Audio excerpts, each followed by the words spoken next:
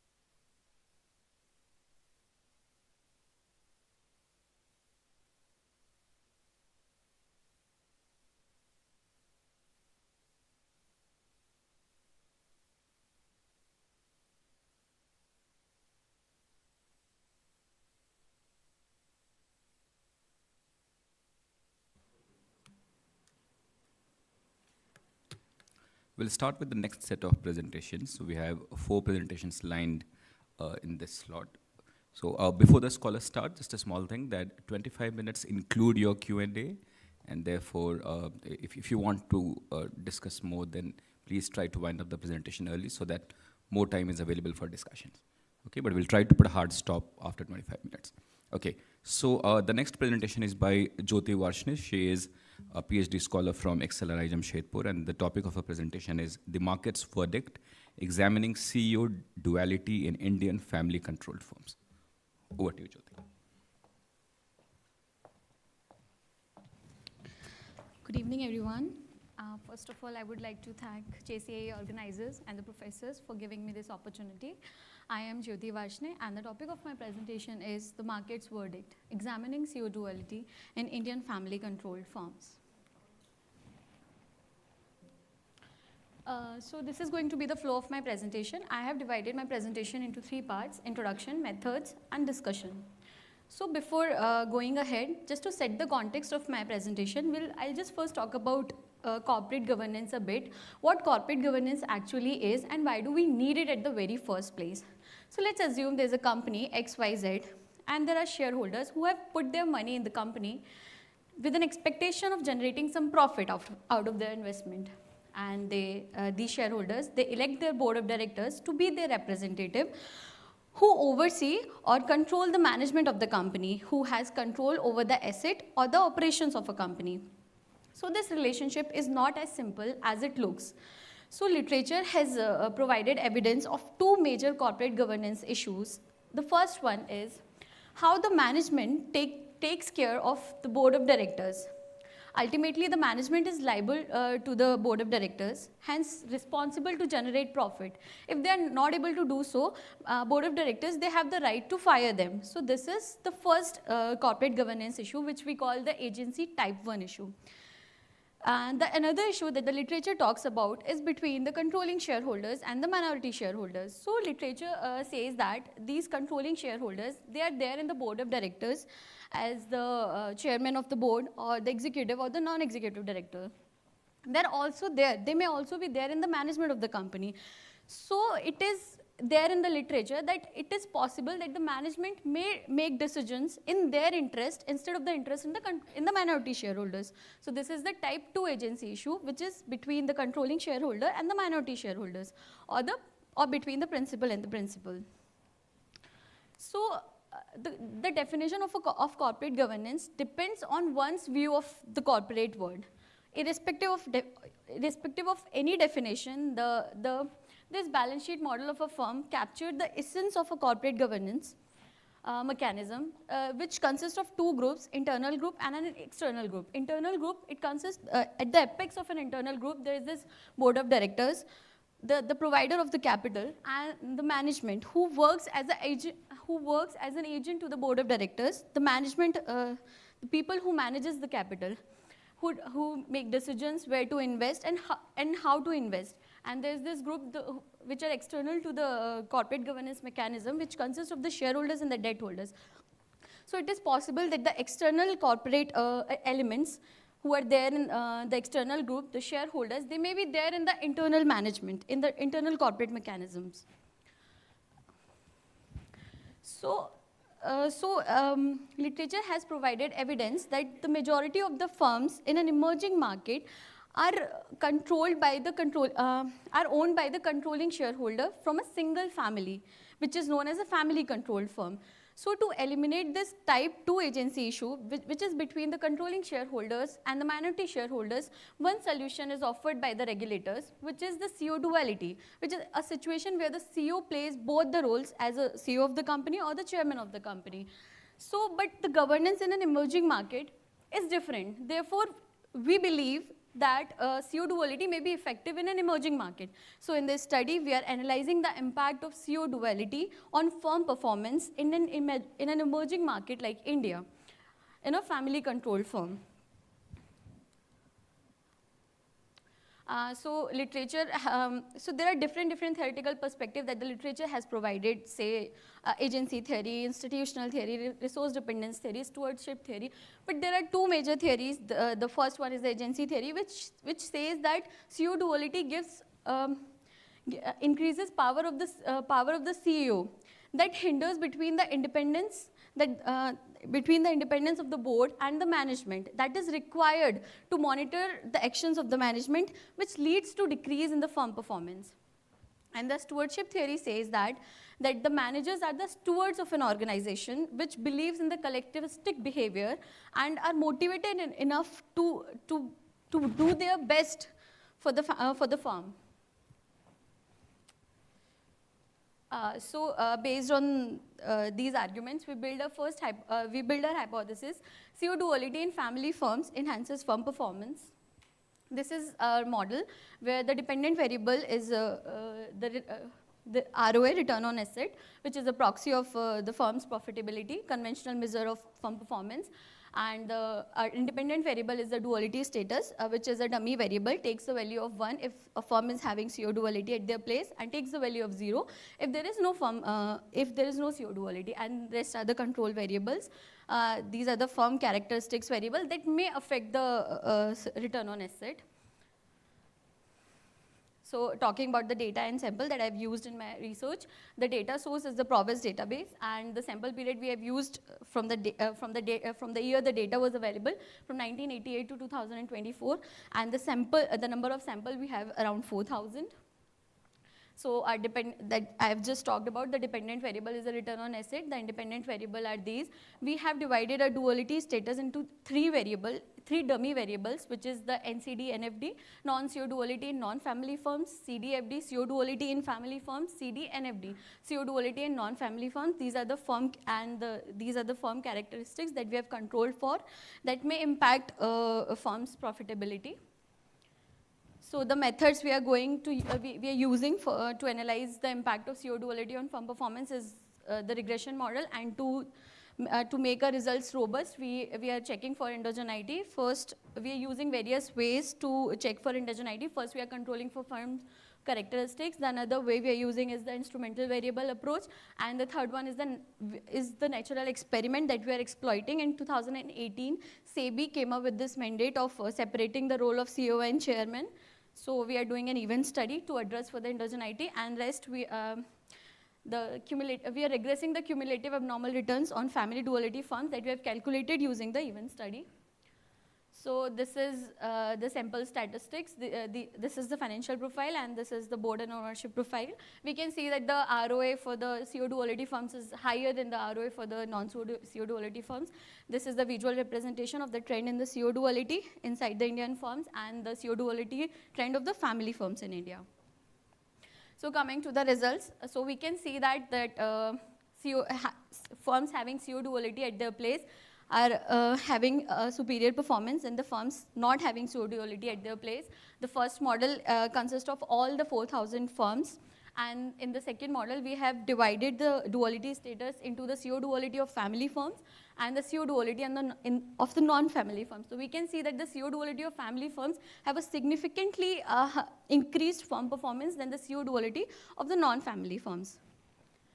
So like any other corporate finance research, there's this major issue in the estimation of any governance measure on the firm performance. We face this endogeneity issues, the omitted variable bias and all.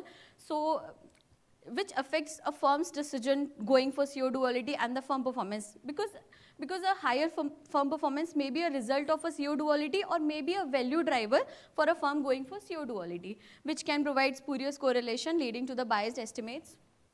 So the possible solution that econometrics provide is fixed effects difference in difference method, instrumental variable, but we apply instrumental variable, two-stage least square, control variables, and the natural experiment. So this is a model for the instrumental variable approach. We use two-stage least square. In the first stage, we are having a dependent variable duality status. We are having duality status as an independent variable. We are using NIC code, which is the industry adjustment. We are using it as an instrumental variable. And in the second stage, we are using our dependent variable, which is an ROA. And the observed value from the first stage, we are using it as an independent variable. So these are the results of our instrumental variable approach. We can see that the result holds the same. So this shows how we have calculated the event study results. So these are the results of our event study, which shows negative reaction, but which is not significant. There are possible reasons for this, which may be because not all firms reacted negatively. It majorly depends on the governance measures that the firm is already having at their places. Maybe they're having better governance measures than the CO duality. If a firm is having better governance measure than the CO, they will not react much to the CO duality norm. So the other endogeneity check that we are using is we are regressing the cumulative abnormal returns for the day 1 to the chairman problems, and we are also controlling for the other events that the SEBI announced at the same day to control for their effects and rest of the control variables that we used in the earlier model. So these are the results of our, yes, we can see that the result still holds the same. We are seeing the significant increase in the firms having CO duality at their place and the firms not having CO duality at their place, and the rest, the controls are significant. So we have found out that the ownership concentration in family firms improve firm performance because high ownership incentivizes families to optimize firm performance and reduce risk of failures. And market reaction to CO duality, as I've mentioned, there may be possible reasons that market did not react much. As one reason may be because when SEBI came up with this mandate, they made it applicable to the top 600 firms. So we did our event study to including the top 600 firms, which did not react much. So the possible reason maybe they are having better governance measures at their places, so they did not react much. And the one is that, okay. So coming to the contribution of this study, we add to the corporate governance literature by providing the first empirical evidence in the Indian context about the impact of CO duality on firm performance. And this study contradicts the agency theory and contributes to the literature on stewardship theory by exploring the relationship between leadership structure and firm performance within the context of India's corporate governance landscape, with a particular focus on family controlled firms. And this study is important for 3 major reasons. First, as India being the 3rd largest economy and having major influence on the global business, we can't just adopt what the Western countries or US and UK are adopting. We have to consider the India's specific ownership structure to apply to make any policy applicable. And the second one is this indicates that many facts and findings from the early stage may no longer hold because India's corporate governance has evolved dramatically. So it is critical to keep abreast of the recent literature on the topic. And the third one is what is known about the US cannot simply be applied to India, as the feature revealed for India are also prevalent in many non-US countries. Insights from the study can be applied to the countries far beyond the boundaries of the Indian market. So I would like to conclude my study. We have used a data set of 4,000 firms from 1988 to 2024. This study has analyzed the impact of CO duality on family firms in India and found out that they significantly, family firms having CO duality at their places significantly improve firm performance. We have adjusted for endogeneity by using control variables, instrumental variable approach, and exploiting SEBI's announcement as a natural experiment. And the study, as I've already mentioned, contradicts the agency theory and extends the stewardship theory by providing novel evidence on the effect of CO duality in family controlled firms. And the study suggests that governance mechanism in family firms, particularly within emerging economies, warrant distinct consideration from conventional corporate governance framework. Thank you.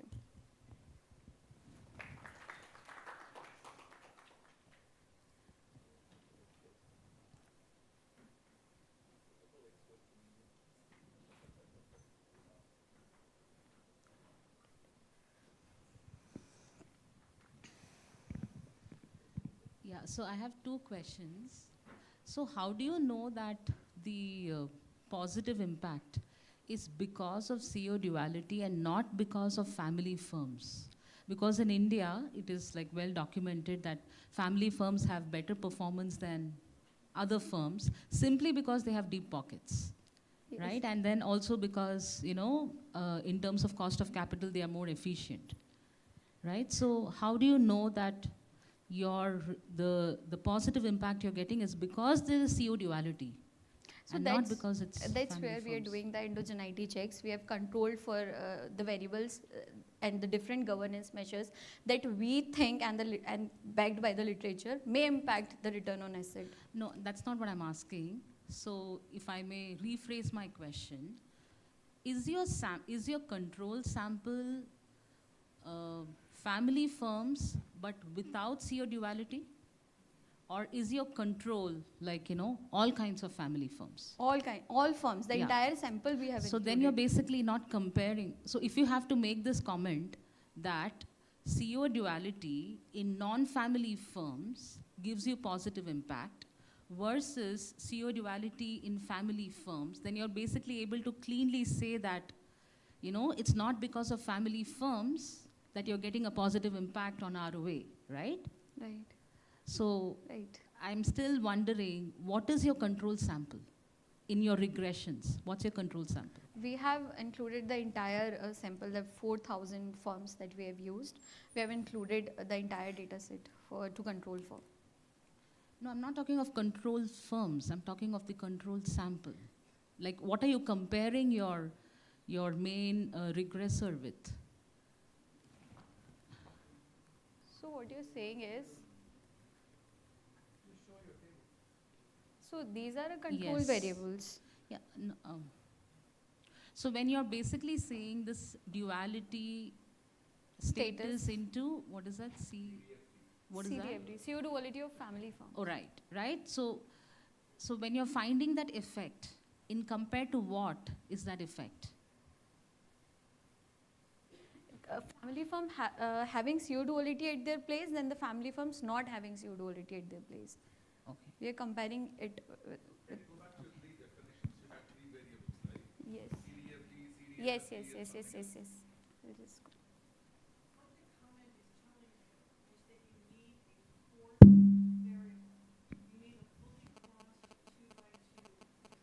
This one.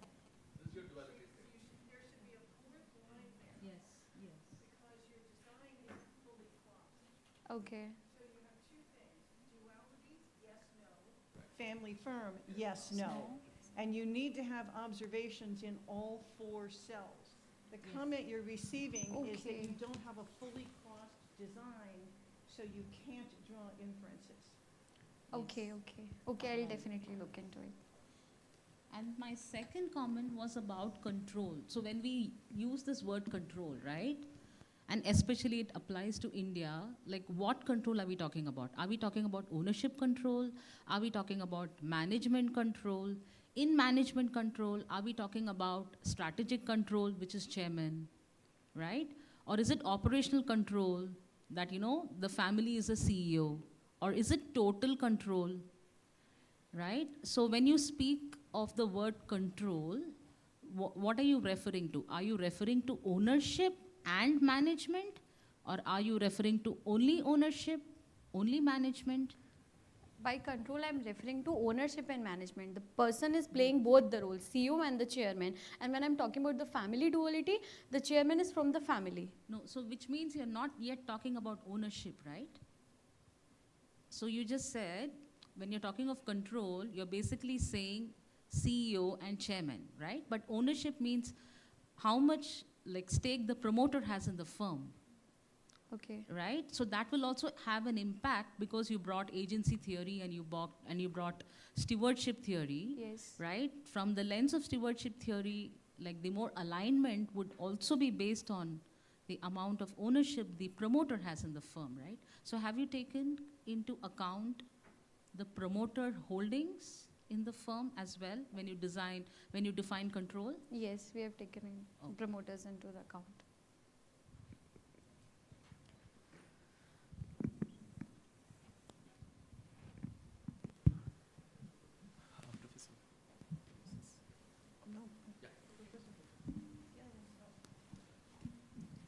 Just a couple of points, Jyoti.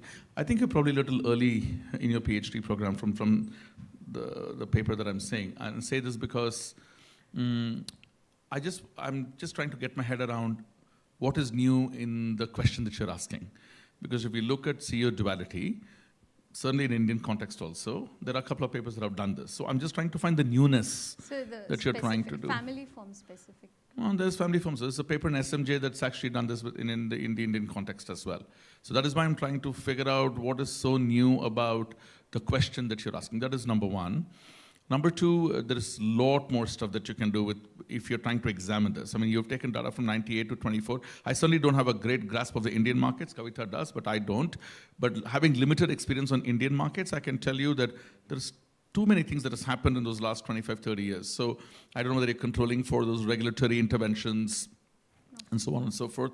Plus, having dealt with some Indian data, I know there is a lot of problems with the data. So I don't know how we are able to classify and define what is a family firm. Are business groups different? Have we got a certain percentage to define which is a family firm? So none of those things came through in your presentation. Perhaps you have little time. But certainly I'll go back to Professor Shipper's point and also Kavita's point about the 4 quadrants kind of stuff. Yes, and it's certainly not right what you've got here. And I like to see something that is distinctly different that you're asking, because CEO duality has been done quite a bit. So even if you say it's India, and if you take the SEBI mandate of May 2018, that still doesn't make it, I'm trying to position your work in that literature, right? And I'm not able to do that, because I don't know what is so different about the question you're asking. Perhaps I may want to think a little bit more about it, but I'll see if Professor Shipper has any comments to make. When you say family control, are you talking about dual class firms? They have A shares and B shares, and one of them is super voting? So family control, it's not 2 classes of shares. So what's the definition of family control? I'll just show you how. The definition. Well, okay, Yes, let me I'll try just this show a you. little differently. What is the empirical metric you use to separate your sample into family and non-family? Is it so you must have a measure. Yes. What I'll just is show it? you the variable measurement.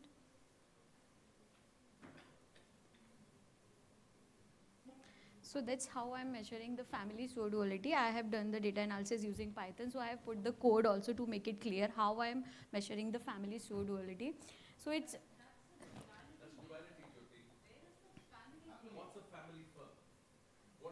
the promoters are from the family. There's this in the Probis database. There's this when you download the data. There's this one column called promoters. If the we have taken the 5%, 10%.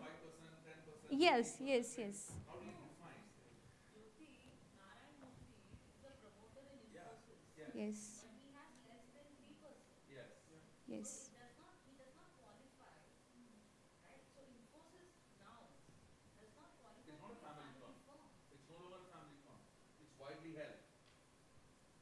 Right. So I'll, you need to be able to define what is the family firm. okay, sir. I'll look into it.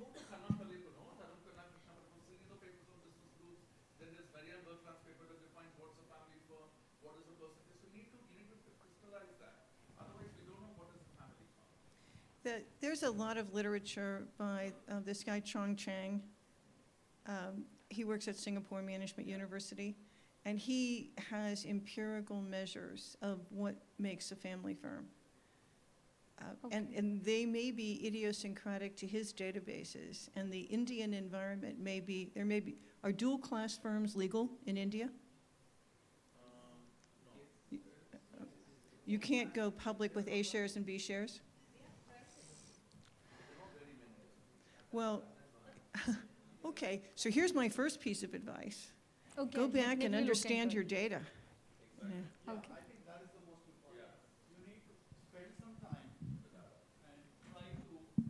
Kind of internalize in your mind, if forget what data, what code is there in Provit, anything, just say, what would you define as a family firm? Holding more than 50% shares. Okay, is that, then Promoters, you'll find family. almost nothing would be my guess. Yes. Right? In a public This is firm, you making will it not more find. clear. Yes, yes, Yeah, yes. so that's why I want to say, it's like, what do you mean by family control? Define that in your mind, Yes. and then see what data you can find to support that. Take a list of firms you believe are family firms and say, how does your data rule classify them? So get into that and try to understand what that means, Sure. right? Because if you say 50% in India, you'll find hardly any listed Yes. firm that meets that. I'm Yes. just telling you that. I'll Just go into the literature. even from my historical experience, you know. For 8 years of your sample period, I lived here.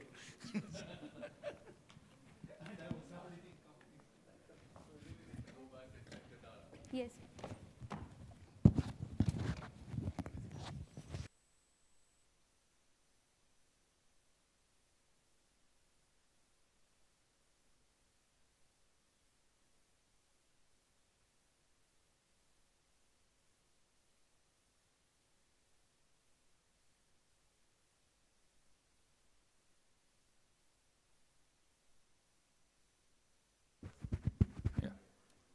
We'll start with the next presentation by Abha Kumari from IIM Bodh Gaya. And the topic of her presentation is Unveiling the Role of ESG Reporting in Mitigating Earnings Management During Mergers and Acquisitions.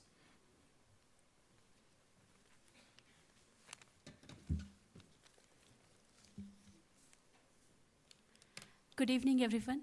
Thank you for this presentation opportunity. I'm second year PhD student from IIM Bodh Gaya.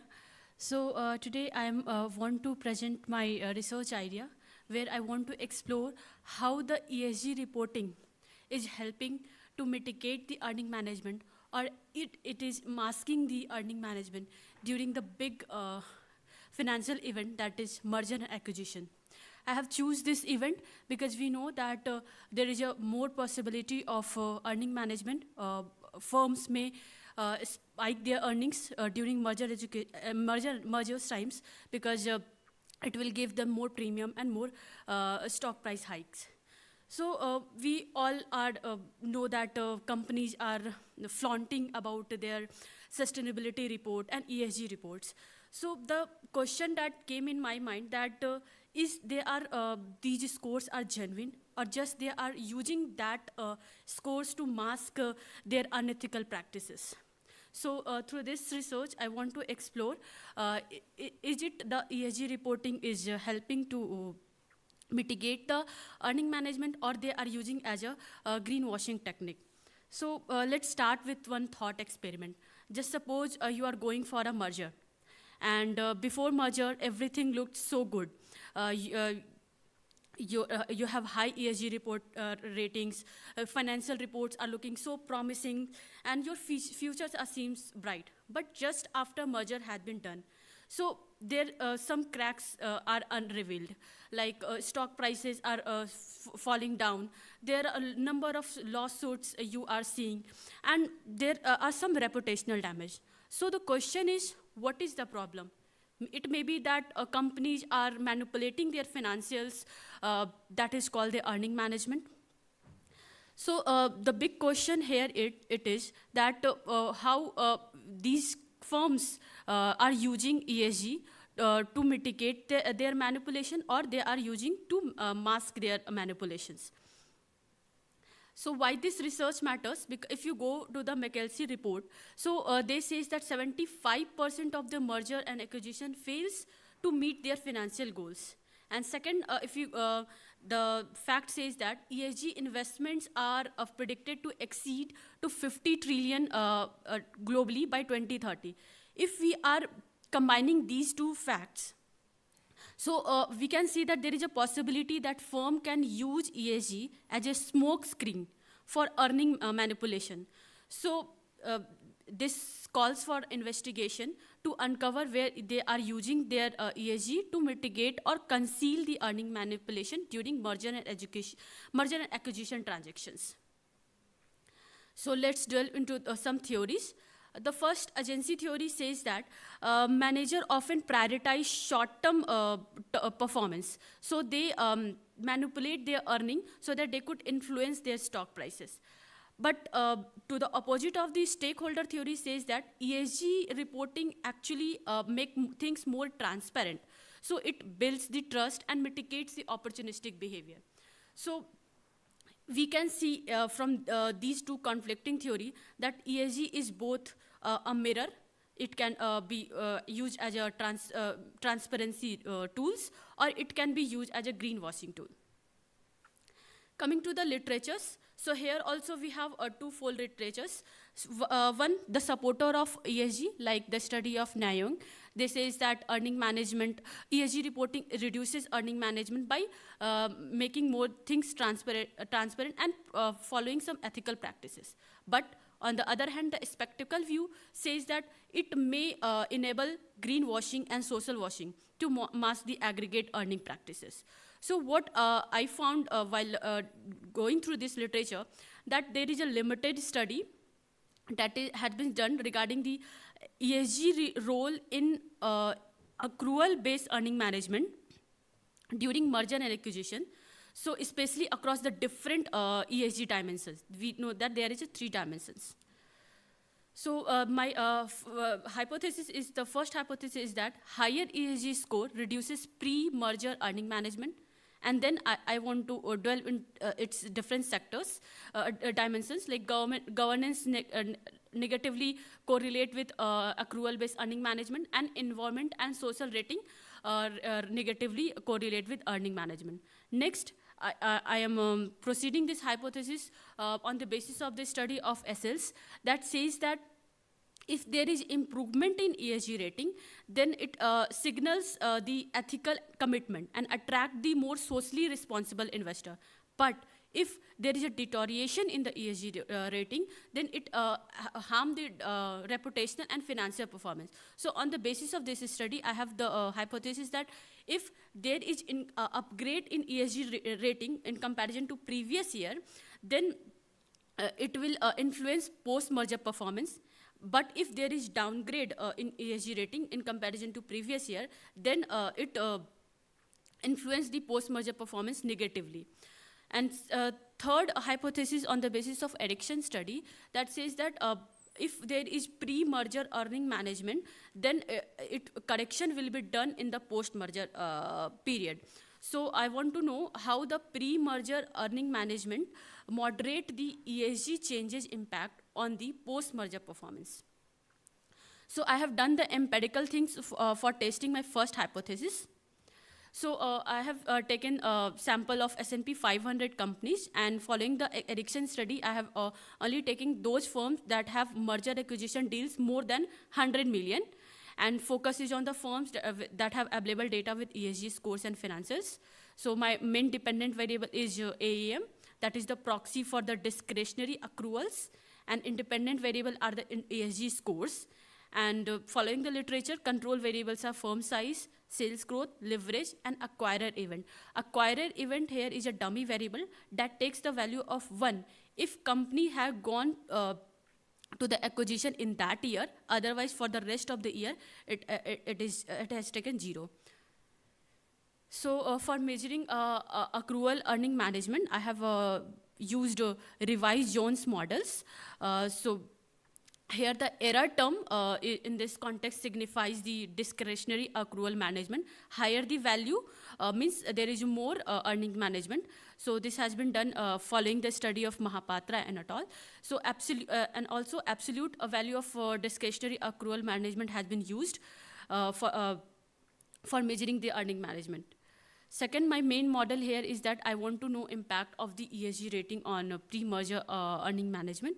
So here beta 1 signifies how the increase in ESG rating is impacting the pre-merger earning management.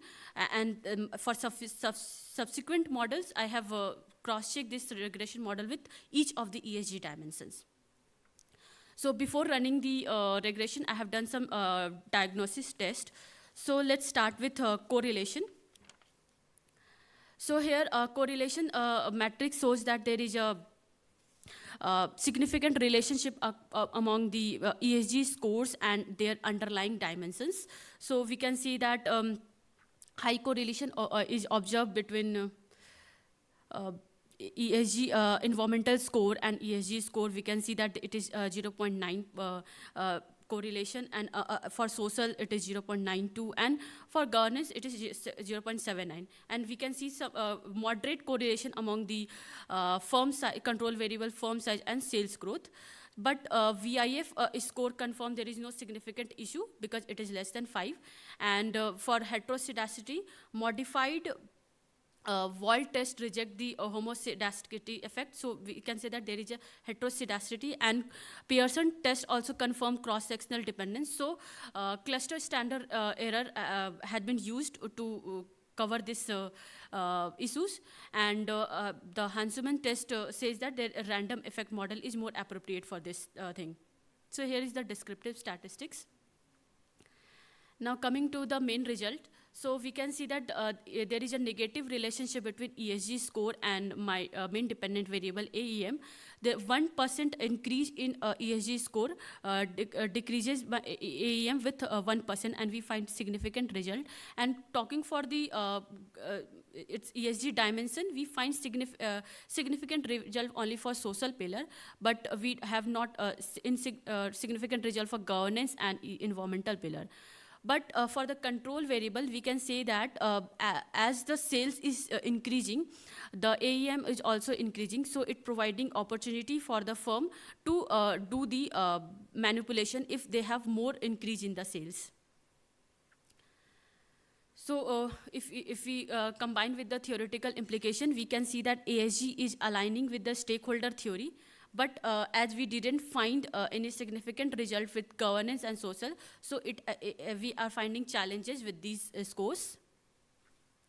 So for practical implication, we can say that managers should strengthen the how ESG score is integrated with the other governance scores, corporate governance pillars, and investors should focus on the ESG metrics with due diligence, because it may be companies' manipulation that is inflating their stock prices, and regulators should enhance the ESG reporting standards. So to conclude, I can say that ESG reporting is reducing the earning manipulation, but, especially in social dimension, but we are not finding the significant result for governance. So we need to catch up in curbing manipulation risk for the governance pillar. And we can say that ESG is not just a compliance, but it's a strategic tool. So for sustainable merger acquisition, to have merger acquisition be a successful things. So for future, I can go forward of how the specific sector-specific ESG impact, like we know that the cement industry and the environment polluting industry have more, can use ESG to mask their performance, and also cross-country analysis to do the regional differences, and longitudinal study linking ESG and post-merger sustainability. So this was about my presentation. Thank you.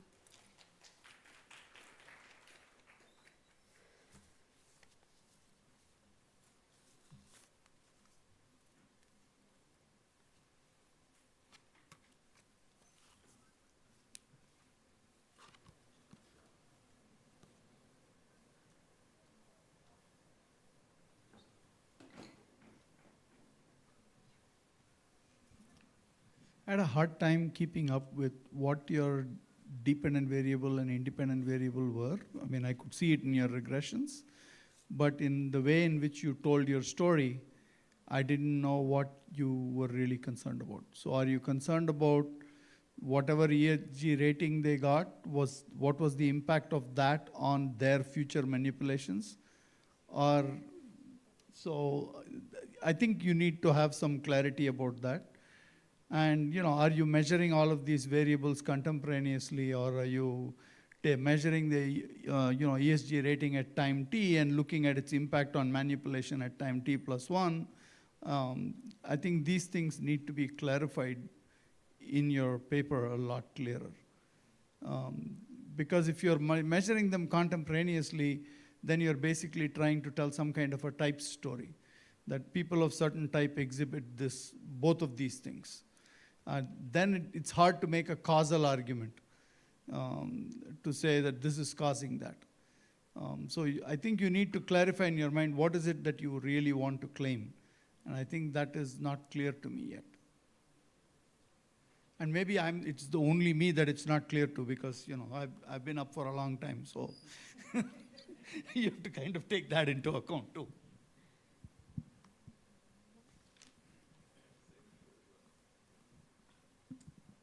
Please go back to your main table that you showed us. Okay. Now, the observations in there, are they targets? So you have 281 observations in your main table that you just showed us, but then you went back. There it is. So the 281 firms, are they, or the 166 firms, are they targets?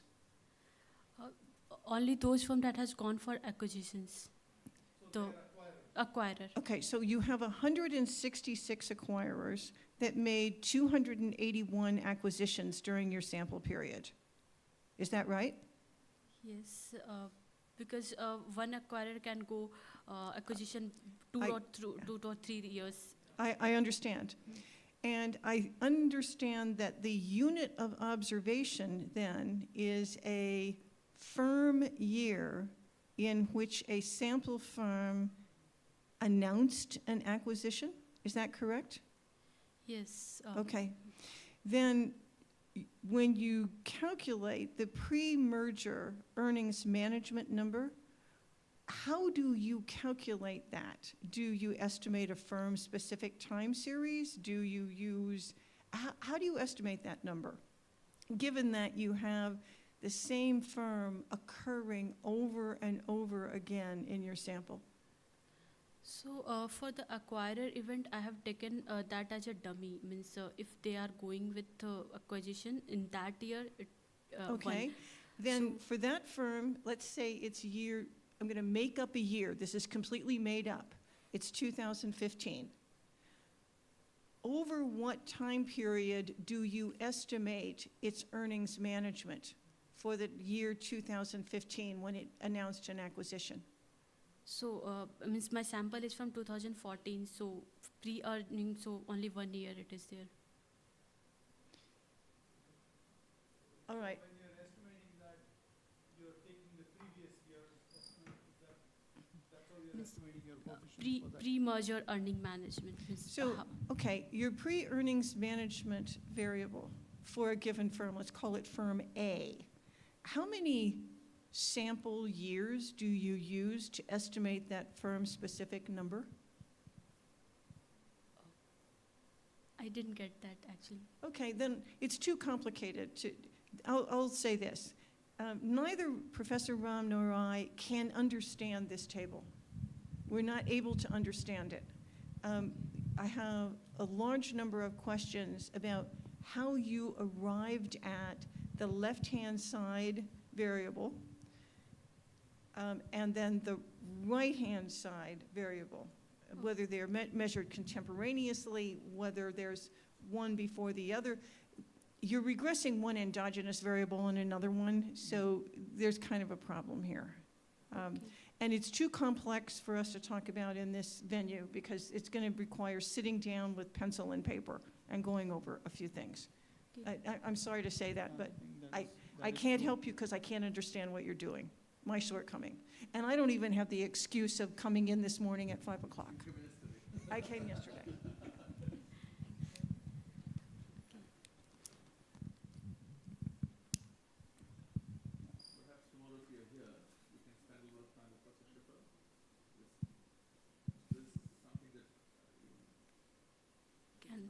We actually have to simply write out the equations you estimated and see how it makes sense to sequence it.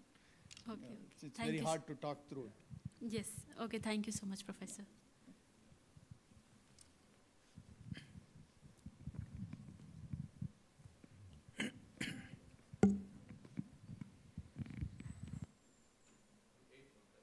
Yeah.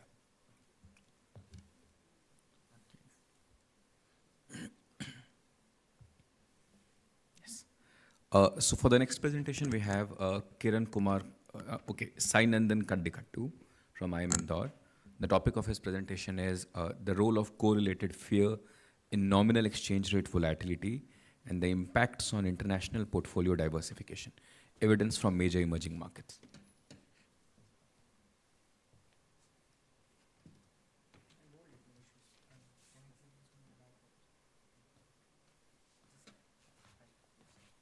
Hello.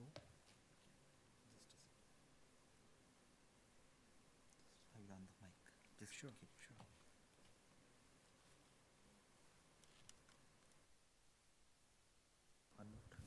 Hello. Yeah. Good evening, everyone. Good evening, everyone. This paper is an attempt to. There is a whole lot of literature that talks about co-movements between different stock markets, co-movements between several forex markets, and co-movements between both of them as well. But what has been missing for a long time is a sort of causation on what causes that co-movement. And the other thing that also has been missing was understanding forex volatility from the sense of bilateral portfolio flows between two countries. So this paper attempts to have a look at that question. This is a work in progress paper. This is not a complete paper yet. We have tried to answer one particular question, and that question is correlated fear, which is the antithesis of correlated sentiment, leading to forex volatility. Why do we ask this question? Because let's go into the literature. So when it comes to exchange rate volatility, the dominant school has been the monetary school, which argues that the exchange rate, as we all know, exchange rate is also determined by the supply and demand dynamics of the forex market, which are indeed linked to, according to this school, to three key macroeconomic variables of different economies. So the three different macroeconomic variables are relative money supplies, interest rates between the two countries, the differential, as well as the output gap, which is the difference between the GDP of the two countries. So these three variables are basically responsible for the supply-demand imbalances, because these three variables can actually determine the relative competitiveness of a country when it comes to how it trades with its partners. And that trading in turn is expected to impact the returns and subsequently the volatility behavior of the forex, is what the earlier economists have thought. So this particular school of thought belongs to 1976. So this idea actually came from an author called Frenkel, who wrote this paper in Scandinavian Journal of Economics in 1976. That is where these ideas come from. And the peculiarity of that period is that, the world was predominantly on what is called as a fixed exchange rate regime, where capital account convertibility, or let's say buying of assets between two countries, was predominantly non-existent. So they were of this opinion that foreign portfolio flows wouldn't cause forex volatility, because they were not simply linked to the supply and demand dynamics of the forex market or the exchange rate market. But what happened eventually was the literature started pointing out or poking out, the predominant school of thought, the monetary school of exchange rate determination. So one such paper was by Flood and Rose, who discovered that the macro variables that they consider in this model move pretty slowly when you compare with the movements of, let us say, the exchange rate.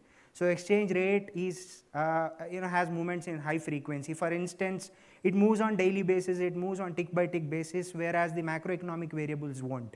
So they are pretty much moving in lower frequencies. That's one criticism that came up. And the other criticism that also came up was from McDonald, who discovered that this relationship between exchange rate and the macro fundamentals is pretty much limited to the long run rather than short run. So, there was another paper by Becky-Rose which also came in 2014, which reinforced the same idea that it is still the case that they are aligned with long run rather than short run. So, there was a gap in understanding what causes exchange rate volatility, and people have started speculating that, and by this time economies have started globalizing. So, and they have relaxed their exchange rate regimes to pretty much either managed or floating exchange rates. So the impact of, so the speculation that portfolio flows between two countries could actually be a reason for exchange rate volatility started picking up. So going forward, Howe and Ray in 2004 and in another follow-up paper in 2006 in Review of Financial Studies actually concretized this idea. They coherently came up with a model which says that it is indeed the global risk aversion, or which is the antithesis of sentiment, which we call sentiment in behavioral finance literature, is actually responsible for capital flows. The underlying mechanism being that the difference between the relative aversion of the investors between, let's say, a developed market and an emerging market would actually lead to portfolio rebalancing. So that was their logic, and subsequently it led to a literature which categorically looked at if portfolio flows are indeed responsible for forex volatility and what causes the portfolio flows actually. So it even garnered exclusive survey paper which appeared in Journal of Economic Surveys by Koppe in 2018. So the two key takeaways of this paper are that the first takeaway was generally the developed markets are net senders of capital to emerging markets, and the reverse flow is typically not frequently observed. And the second key takeaway actually reinforced Howe and Ray's argument that majority of the papers that were cited in this review paper actually found out that it is indeed global risk aversion which is typically substituted, or which is typically proxied with the VIX index of US market. It has been found that it is the global risk aversion proxied by VIX which is actually causing the capital flows from the advanced economies or developed economies to developed markets. So one thing that missed in the spillover literature was that the simple logic being any stock conversion between an EM and AM, EM being emerging market and AM being advanced market, would actually require a conversion of wealth from a native currency to a USD currency. So the literature on spillovers actually could not really connect it back to global risk aversion. So coming to So subsequently, in 2011, Kalra actually reported that whenever there is a fall in exchange rate returns and a shoot up in exchange rate volatility simultaneously during this period of 2001 and 2010 was a consequence, which it was led by changes in global risk aversion, which concretized the findings of Howe and Ray. So, and parallelly, there was also literature which was observing the spillovers between fear indices of several countries put together. And the findings of that literature has also been that the spillovers are predominantly from developed markets. The spillovers in fear or sentiment was predominantly from developed markets, which is predominantly US in this case, to emerging markets.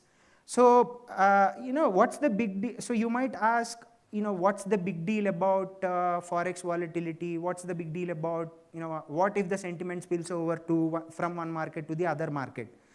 So, the reason that this becomes important is because in portfolio diversification, the volatility of the key currency or the intermediate currency plays a pivotal role. So falls and rises in the exchange rates denominated in the intermediate currency would actually lead to reallocations in the portfolio of a global investor. So it is actually important for a global investor to observe where these spillovers are going and coming from. And when it comes to correlated sentiment, so sentiment itself can be defined as irrational expectations or unvalidated expectations about an asset's price growth or price fall.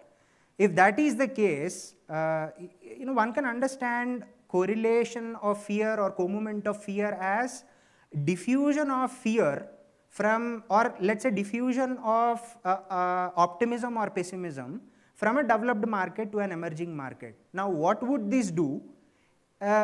Because fear is closely attached to portfolio flows, this fear spillover can also become a source of same portfolio rebalancing. So that is what we are trying to argue, because both of them are already linked to fear indices is what the literature has documented so far.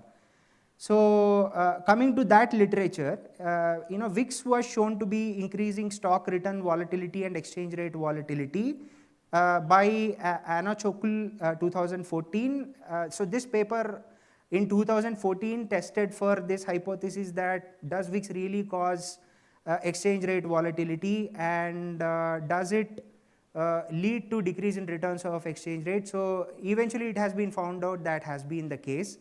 So the paper also finds that the correlation during turmoils was far higher than average level of correlations, implying a shoot up of co-movements during turmoil periods. And fear spillovers, so between global and local markets, have also been reported widely by empirical. So the studies generally indicated that global fear index led the spillover to the fear in local market indices. And another paper in 2018 by Demirer actually discovered that correlations between stock markets of EMs and US were positively impacted by the global risk aversion, which implied a positive co-movement, contemporaneous co-movement of equity return as well as forex return due to global risk aversion. So this actually made us doubt that, if this is the case with global risk aversion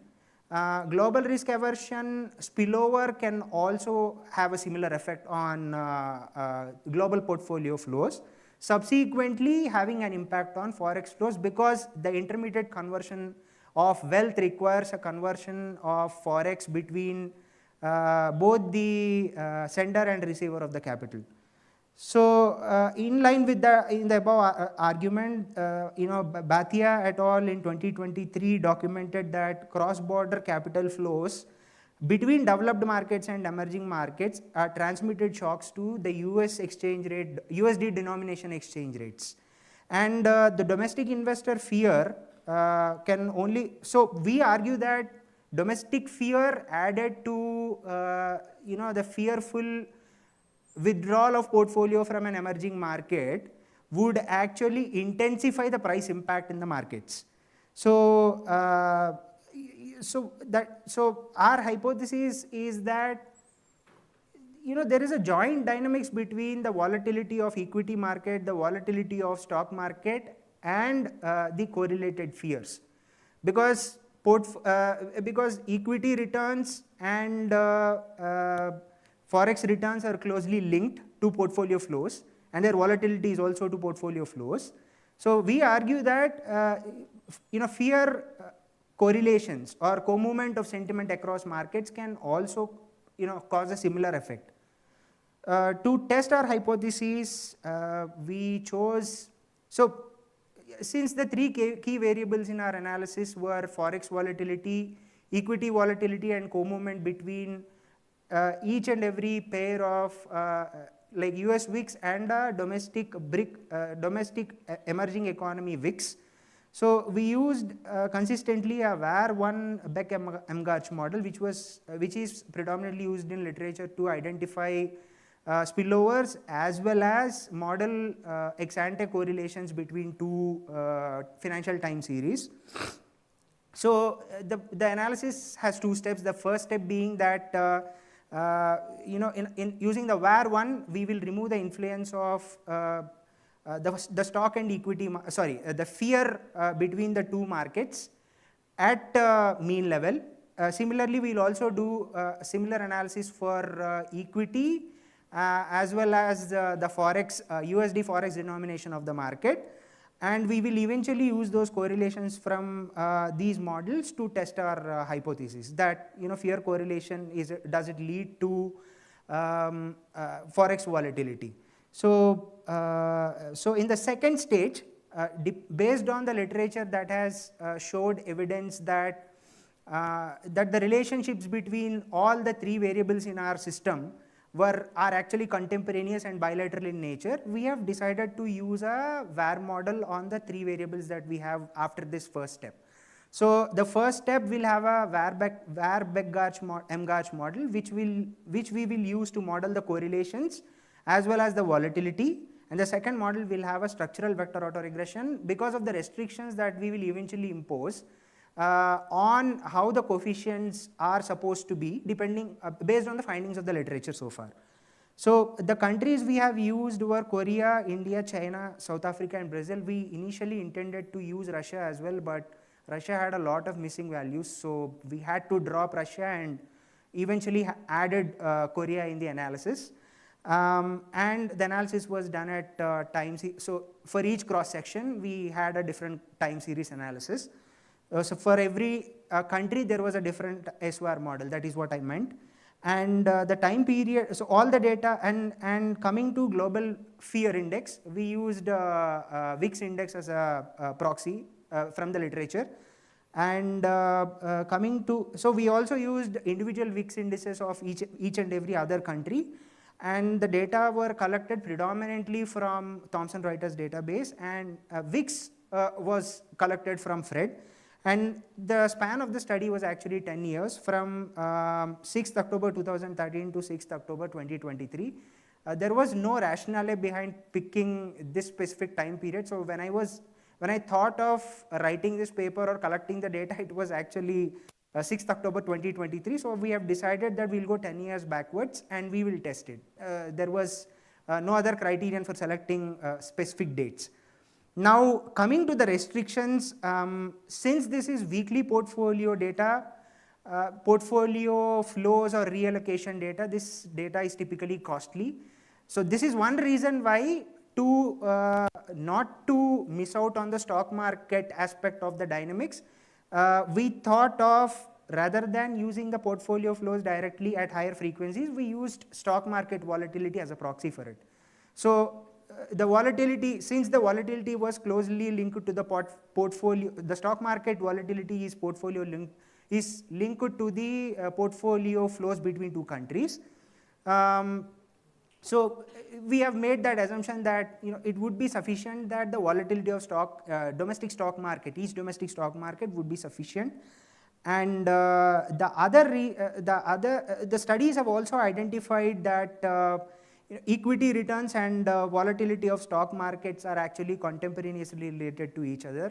And certain papers have also reported a unidirectional as well as a bidirectional causality between equity and forex markets return and volatilities. So we were not sure if it is a bilateral or a unilateral volatility for sure. So we that is one reason that motivated a vector autoregression model setup. And so coming to the model almost looks like a VAR model. The only difference being we will impose the restrictions on which variable can cause a contemporaneous effect. So from the previous literature, since behavior takes the precedence of any action according to behavioral finance, we assume that the fear correlation is not caused by any other variables in the system. It is the fear correlation that causes the returns, because the literature already says that it is sentiment that causes so it is sentiment that causes adjustment and returns, and not the other way around. So coming to the results, it is pretty much, so one thing that's pretty much observatory is the blue is the coefficient highlighted in blue, which indicates that the co-moment of fear is indeed actually positively impacting forex volatility contemporaneously. So, and this has been the case across all 5 markets that we have considered. So this is what we have come up to so far. So that's it, sir.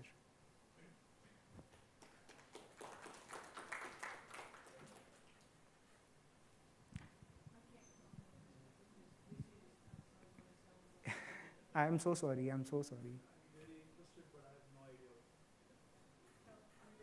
It's no issues.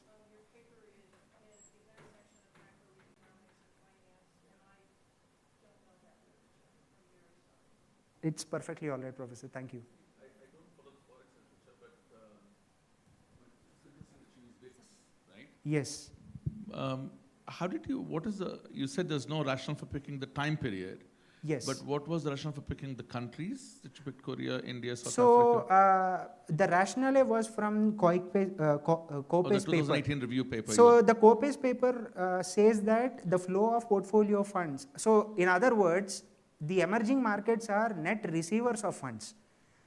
And whenever, let's say it is a flight, it is a risk-on period, the portfolios typically fly away from emerging markets to advanced markets. So our contention is that during this flight to risk and flight to safety, so somewhere in between that, the forex volatility, because the portfolio shifting happens primarily because of the global risk aversion or fear of global investor, we argue that a correlated fear would also have a similar impact on the forex volatility. So VIX impacting forex volatility or sentiment impacting forex volatility has already been documented. It is in one of the slides. I think I did not cover it. It was by. So your measure of fear is only through VIX, or is there anything else that you do to? No, sir, only VIX. Because the literature has predominantly said that VIX, rather than as a measure of sentiment, it is a very good measure of fear. Because of how puts and calls are written, when the fear changes in the market, or whenever the expectations of falls and rises in the market changes. See, in your sample you have 2008. Yes. Right? Yes. So did you observe something sort of specific in that period? Because there's a certain contraction that happened, right? So you have... 13 to 24. Yes, sorry, it's 13 to 24. It's in 2013, I'm sorry. Yeah, sorry, 13 to 24. Yeah. For a minute so I thought I it was didn't have 8. 2013, yeah, right. So for a minute I thought you had 2008. Okay, so that just negates the question. So the VIX basically, for a lot of these countries, at least for Brazil, it started in 2012. Right. So all of them started after 2010 crisis. So it's not possible to go fair before enough. No, that. I take it back. I just sort of misunderstood and okay, that's fine, thanks.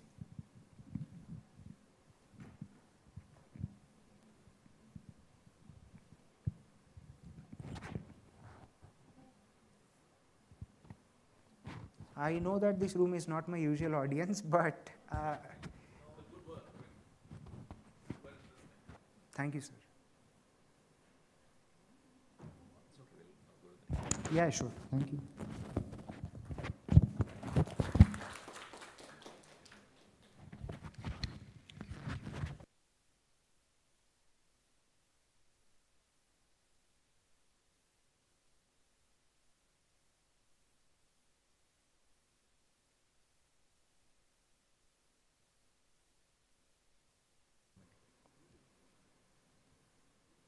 Hello. So it's time for the last presentation. I know it's been a long day and everyone was waiting for this last presentation. So it's the last presentation is by Ani Jain from BITS Hyderabad, RMIT Australia campus. Board Gender Diversity and Firm Performance Evidence from India is the topic of the manuscript.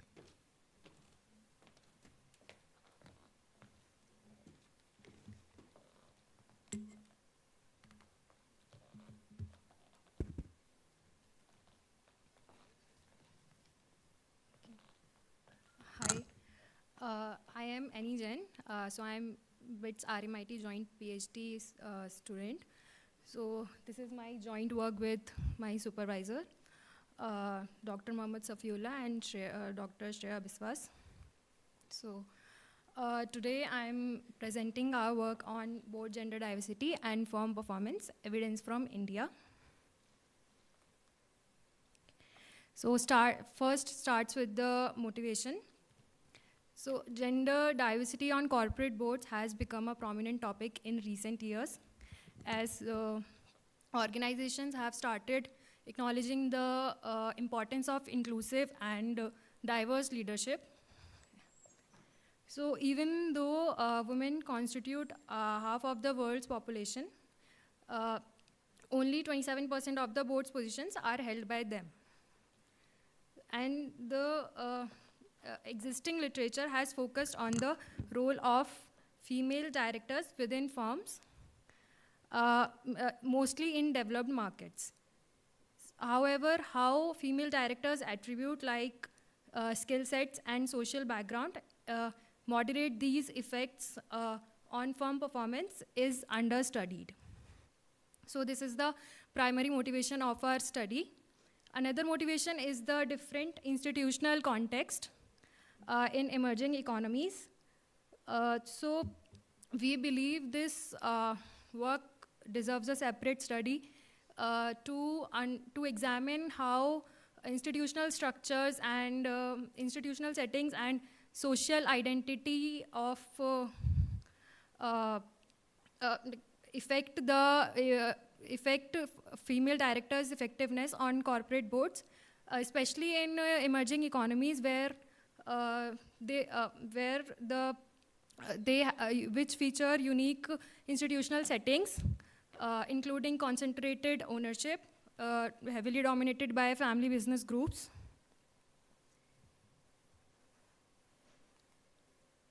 Moving to the theoretical background. So a large body of literature has focused on the role of female directors in influencing firm outcomes. So agency theory suggests that female directors can be more effective monitors and can help in reducing agency costs. Whereas resource dependence theory suggests that a diverse board can bring diverse perspectives, which can help in reducing decision-making processes. Women tend to be more risk-averse compared to their male counterparts. This risk aversion can translate into more conservative financial policies, which helps in reducing firms' overall risk profile and cost of debt. However, tokenism theory suggests that having only one female on board may not significantly impact decision making. In contrast, critical mass theory suggests that having 3 or more women on board is necessary to impact decision making through gender diversity. So a large body of literature has focused on gender diversity on corporate boards and firm performance. Carter et al. 2003 is one of the early studies that have documented the positive relationship between female directors and firm value in context of US. A seminal paper by Adams and Ferreira 2009 documents, addresses endogeneity and finds no relationship between female directors and firm performance. However, they do find that female directors are better monitors. So in interest of time, I intend to talk about literature which specifically lead to my research gaps. So first is women directors add value by bringing new skills to the table, as suggested by Kim and Stark 2016. So many countries have introduced gender quotas on their boards, and India is one of them. And in context of Indian boards, Bhattacharya et al. 2022 finds that boards comply with the law by appointing female directors who share same community and caste characteristics with the current directors. Another study by Bhagwatullah et al. 2023, they have looked at the relationship between social diversity among directors and firm performance, and they find that there is a negative correlation between board homogeneity and firm performance. So in this study, I intend to examine the impact of social identity along with skills of women directors on firm performance.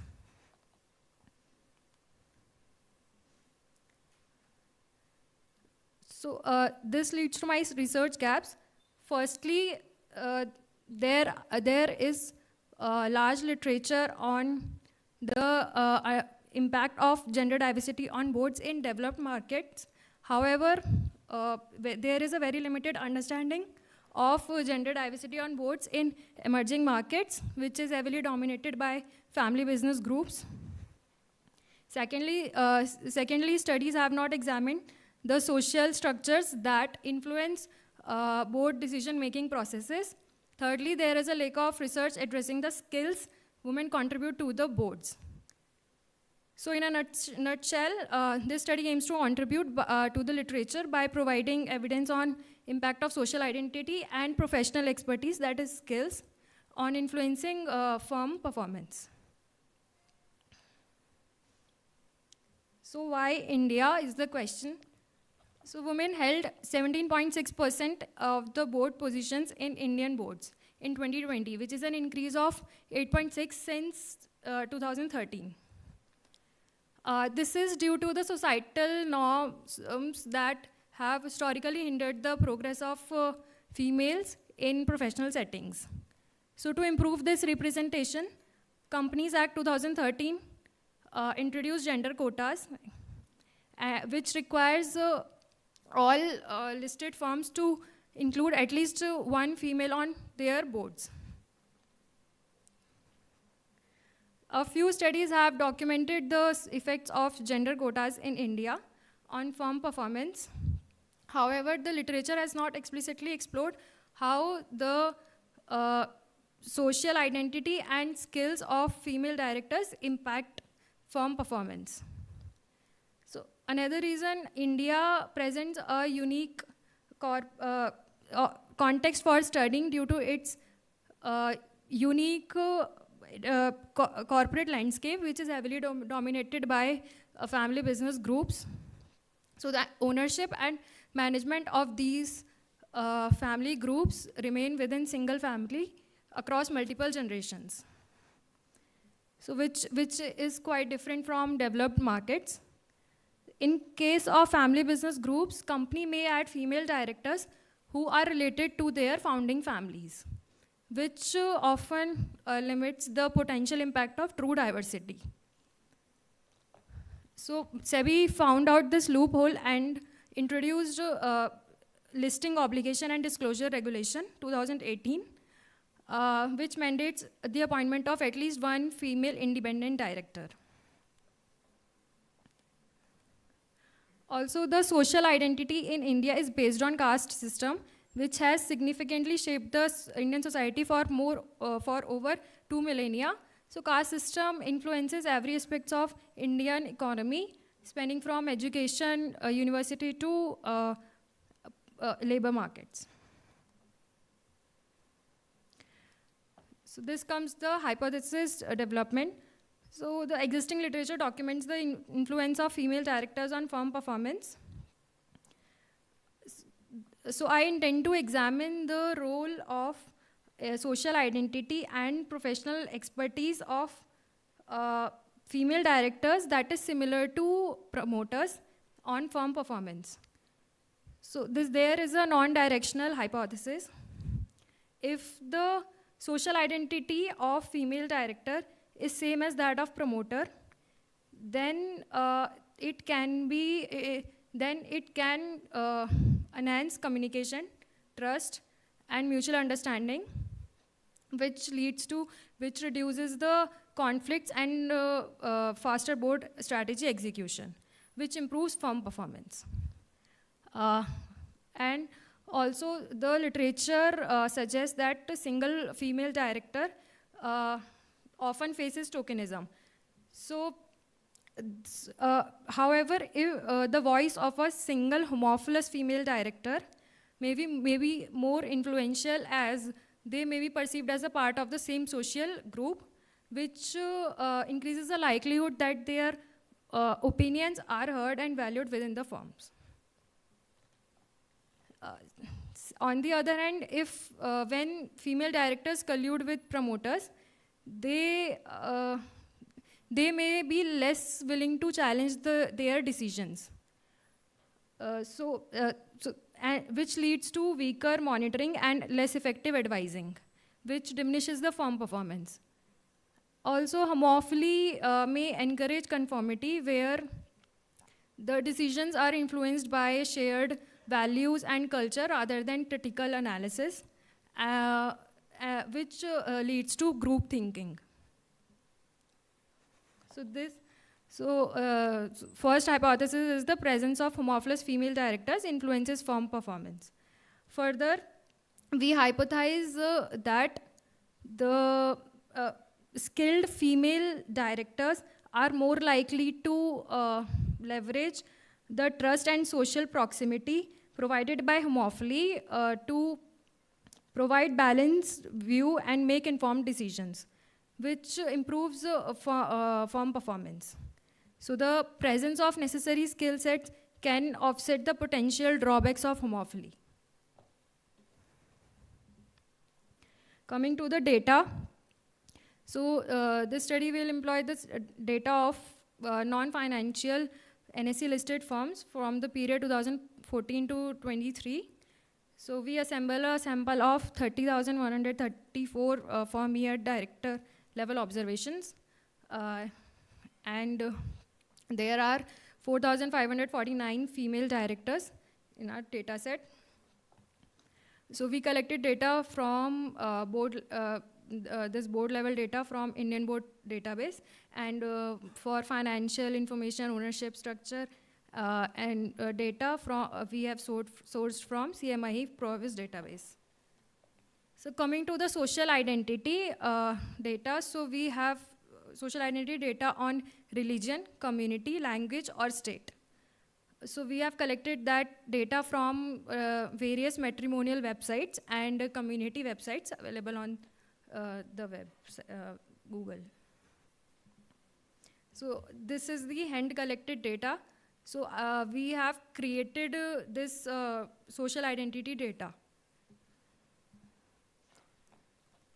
So coming to the variables, first is promoters homophily, that is social identity. So this is the sum of homophily across religion, community, and state or language. For example, if the religion homophily, so this is a homophily that if it is one, religion homophily is one if it is same among female directors and promoters, otherwise zero. Similarly, we have created community homophily and state and language homophily. So to give you a sense of data, we have created this charts. So first one shows the community classification.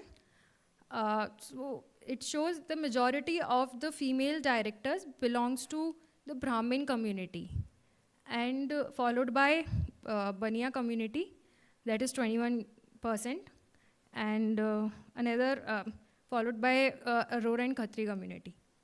Similarly, in religion classification, the majority of female directors belongs to Hindu religion. And one more thing is that if the community community homophily is 1, then religion homophily will also be 1. If community homophily is 0, then religion homophily will also be 0. So coming to the we have created this heat map of India, which shows the state of origin of female directors. So we have seen the most of the female directors belongs to Gujarat, state of India, followed by Rajasthan, Uttar Pradesh, Andhra Pradesh, Telangana.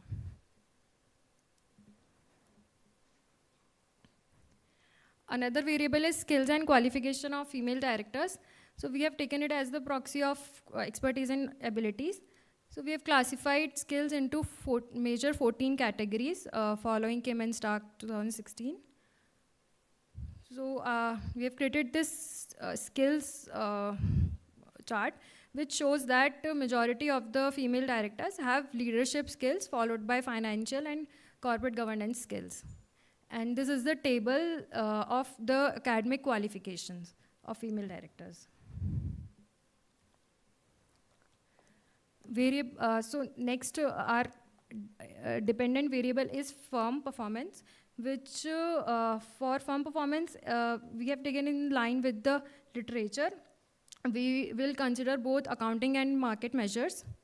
So that for accounting measure, it's ROA, and for market measures, we have taken Tobin's Q, EPS, and book to market ratio. And in our analysis, we control for other firm characteristics like industry classification, age of firm, board size, and firm size, etc. Coming to the methodology, so the study will employ a regression methodology, however, using an OLS method to measure the effect of female directors on firm performance may yield biased estimates due to omitted variable bias and reverse causality. So to mitigate this, firm fixed effects will be incorporated to account for time invariant omitted factors. And to address endogeneity, we will employ PSM or IV. So this equation gives the generalized regression model. So FP is the firm performance for firm I and time T. HFD is the homopholos female directors, and this is skill sets. For second hypothesis, we test the moderating effect of skills in influencing the homopholos female director and firm performance relationship. So this skill set, so the interaction term of skill set and HFD, homopholos female directors, represents the combined effect of skills and homophily. So coming to the contribution to knowledge, so we provide insights into how board composition affect firm outcomes, thereby contributing to the theories of corporate finance. We aim to enhance the literature on social identity by presenting a business case for gender diverse board. So by analyzing how these attributes influence firm decision making and governance, so we aim to enrich the literature on gender dynamics in management. Contribution to practice. Overall, our study offers actionable insights to help companies, policymakers, and investors to make informed decisions about board composition and corporate governance practices. Also, company can use our findings to enhance their corporate governance practices, ensuring that board members are selected based on both diversity and their ability to provide independent oversight. Firms with diverse and independent boards are maybe more attractive to institutional investors who value strong corporate governance. And policymakers can also leverage our findings to design and implement regulations that not only promote gender diversity, but also emphasize the importance of skills and qualification of board members. Thank you. So this is, the work is on very initial stages, so I have not shown the results. So I am working on the data collection. It is taking so much time, so it's on initial stages right now.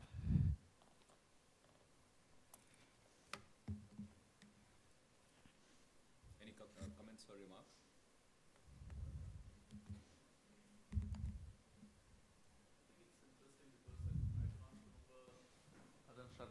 Shivaram Sarkar's paper, there is no other paper that's looked at in the Indian setting, but the difference that you have as opposed to what they have is the social identity, I think the community data that you're building. So maybe there is interesting value add there. But of course, we don't have any descriptives or results, so we are not able to comment. At least I'm not able to comment. Right. But you want to distinguish your work with Shivaram Sarkar and Ekta Salarka has a paper in 2021, which you've cited, right? Right. So I think they looked at family firms, and they showed that when you have a woman director, then the performance is good. I mean, because we don't have any basic data, basic results, we can't comment. But certainly that aspect, I don't know what Ram thinks, but certainly that aspect of collecting, community, religion, skill sets, which Rene Adams has a paper as well. Maybe that's the interesting aspect I can think of. Maybe you can work more and have a good, so that can really sell the paper. Right. That aspect of it. Very brief things. First is, I think when you think of skill sets, what a board needs may not be similar skill sets, but different skill sets. Whereas the communication and other factors that people have raised before in prior literature means that, being from similar background or something may promote communication, therefore they may work better. So the effect of being similar is different in skill sets versus identity, where you're from and how you communicate. So have you considered looking at the existing skill set in the board and what this person brings to the board, as opposed to just looking at what their skill set is?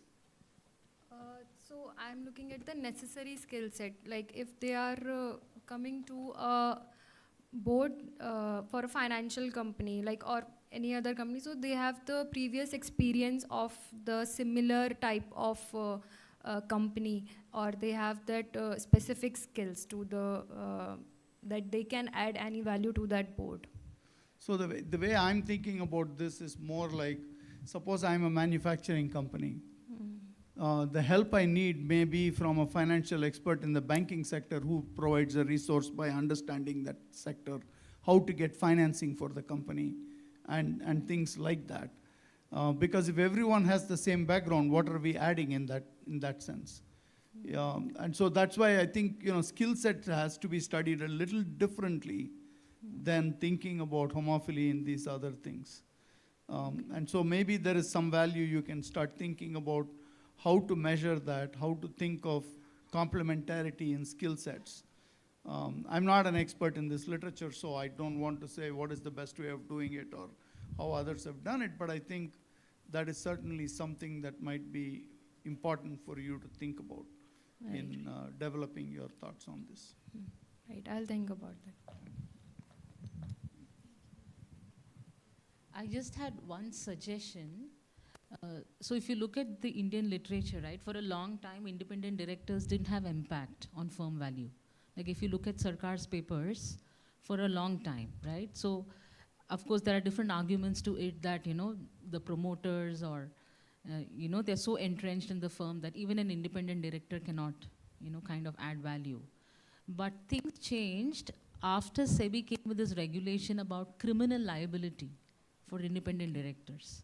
And I think that might be interesting for you to consider, right? Because so now you have different layers. You have independent directors, and then you have women directors, and then you have homophily, and then you have a social identity. So again, you know, you might run into the problem of which combination is working out, and you may have to construct your samples, you know, a lot more carefully. Okay. Right?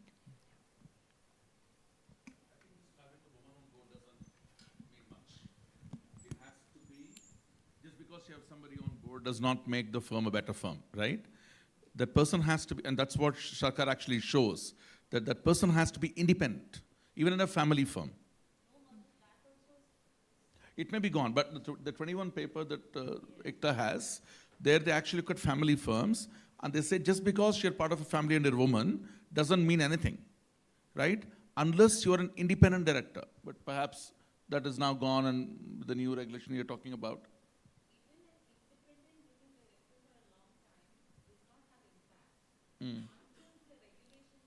The liability. Yeah, that's what I'm saying. So,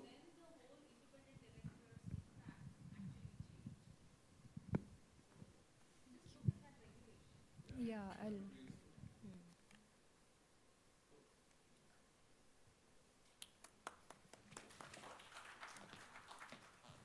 Thank you everyone for joining us and staying with us till so long, especially to the guests who have been here since morning, providing constructive feedbacks. So we'll intend to start at sharp 9 tomorrow. I request all of you, the doctoral scholars in the hostels and all, please be here before 9 so that we can start on time and wind it up in time. Because then we have also need to go for gala dinners. Therefore, we'd not like to delay the schedule for the entire day. Okay? See you tomorrow. Thank you everyone.